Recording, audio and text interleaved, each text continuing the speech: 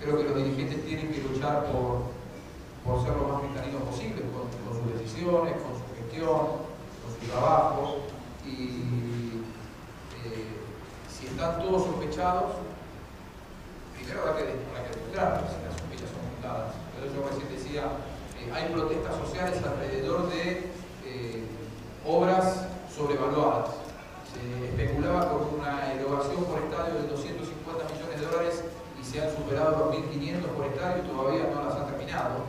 Entonces, habrá que ver por qué y habrá que determinar si en realidad se desviaron fondos para lugares que no corresponden. Yo no me siento capacitado porque ni siquiera he tenido contacto con ningún fiscal que esté investigando la causa, pero imagino que en algún momento se va a investigar y en todo caso lo que pone en tela de juicio es la credibilidad de las personas que llevaron a cabo esa iniciativa. Pero yo creo que el fútbol, como dijo Maradona, la pelota no se mancha, ¿no?